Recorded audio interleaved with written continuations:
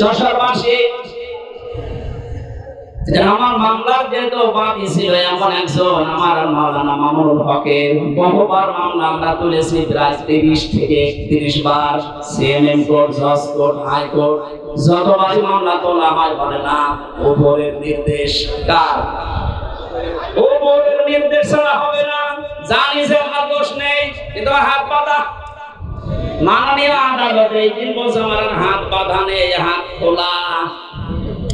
বৈষম্য বিরোধী ছাত্র আন্দোলনে যারা জীবন দিয়েছে প্রায় 1700-র উপরে মারা গেছে, আর 2700-র উপরে এখন হাসপাতালে আছে। এদের যে 9টা দাবি ছিল, প্রথম দাবি সবার হাত আমরা খুলতে চাই।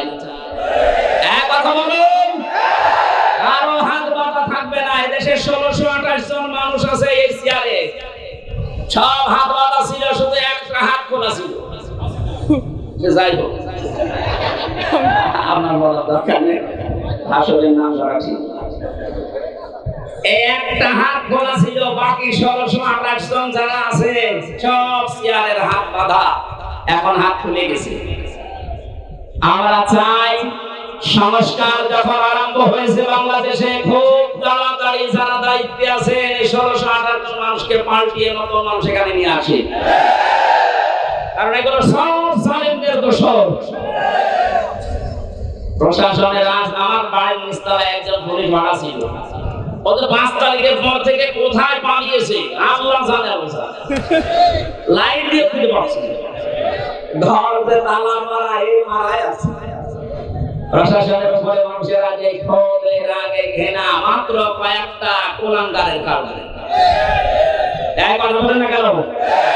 বিশেষ করে SP Monirul, counter terrorism Asaduzzaman, DC Mannan, বাকিগুলোর নাম আমি ঘৃণা করি, ওদের নাম নেই না, কারণ ওগুলো মানুষ না, ওগুলো সানোয়ার চাইতেও খারাপ।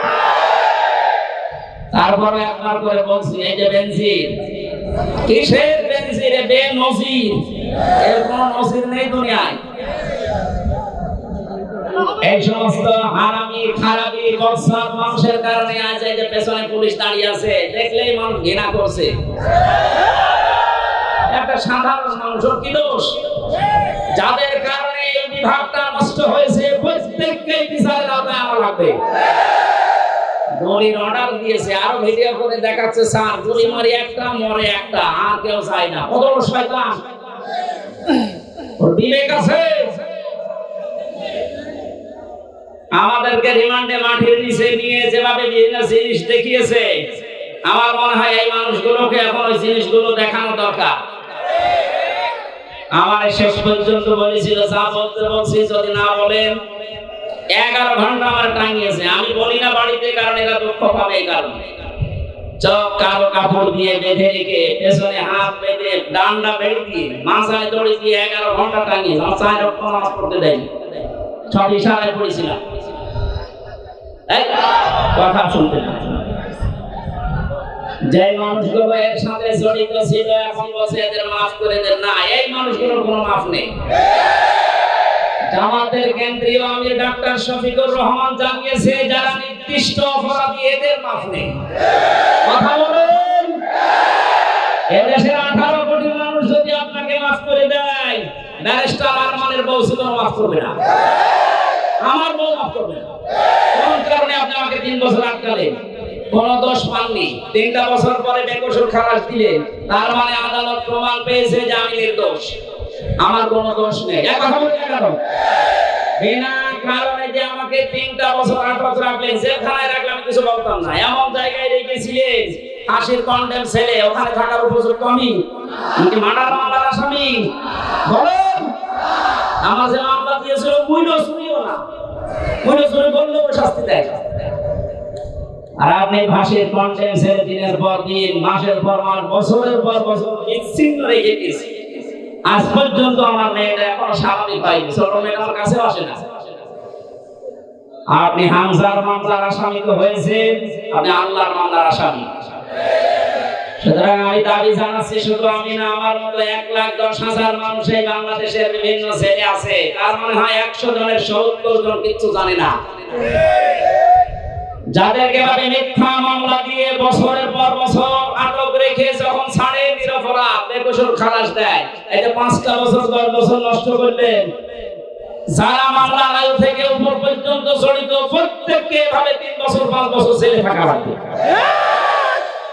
আর আয়না ঘরের সাথে যারা জড়িত, ব্যারিস্টার আরমান আজমি ভাই সহ শত মানুষকে আপনি রেখেছিলেন, এদের মতো আপনাকেও এরকম 8 বছর 9 বছর আয়না ঘরে রাখা লাগবে।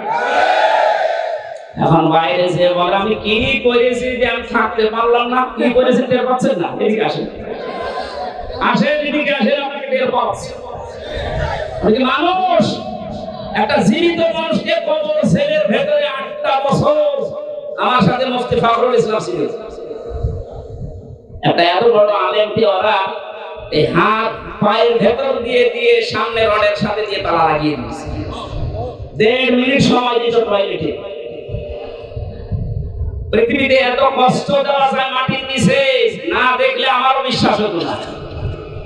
এই সমস্ত কাজ করতে এরপর আপনার মনের ভেতরে একটু আফসোস আসে না? আবার মুখ খুলে বলে আপা ঘাবড়াবেন না, আমরা ভয় পেয়ে যাই, নরম হয়ে যায়।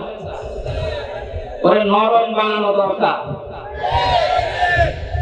সংস্কার যখন আরম্ভ হয়েছে, আশা করছি খুব তাড়াতাড়ি জালেমদের দোষর ছাড়া সব এগুলো আল্লাহর মামলার আসামি। কার মামলার আসামি?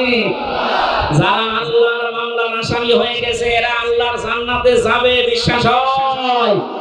এগুলো সব জাহান্নামী মানুষ। সুতরাং এই জাহান্নামী মানুষকে আমরা বাংলাদেশে দেখতে চাই না। কথা বলুন। জান্নাতে যেতে চাইলে এখনো দরজা খোলা আছে, তওবা করে ফিরে আসে।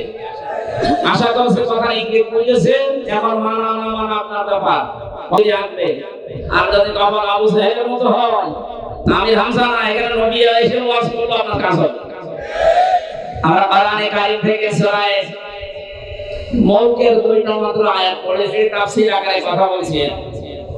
আর কত সময় থাকা যাবে নাকি?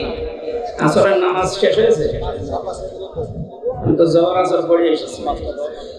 ঠিক আছে, জবান খুলে কোরআনের আয়াতটা আগে পড়েন। আউযু বিল্লাহি মিনাশ শাইতানির রাজীম। বিসমিল্লাহির রহমানির রহিম। তাবারাকাল্লাযী বিয়াদিহিল মুলকু ওয়া হুয়া আলা কুল্লি শাইইন কাদির। সূরা মুলক, কোন সূরা? মুলক মানে রাজত্ব। মুলক মানে কি? এই আয়াতে সূরাটা আল্লাহ নাযিল করে 30টা বিষয়ের ভেতরে দিয়েছেন। মানুষদেরকে জানাতে চেয়েছেন রাজত্বের আসল মালিক আমি আল্লাহ। মাঝে মাঝে কাউকে চেয়ারে বসাই পরীক্ষা করার জন্য। আর রাজত্বের মালিক কে বলেন তো? আল্লাহুম্মা মালিকাল মুলকি তুতিল মুলকা মান তাশা ওয়া তানজিউল মুলকা মিম্মান তাশা ইলা আখির আয়াত।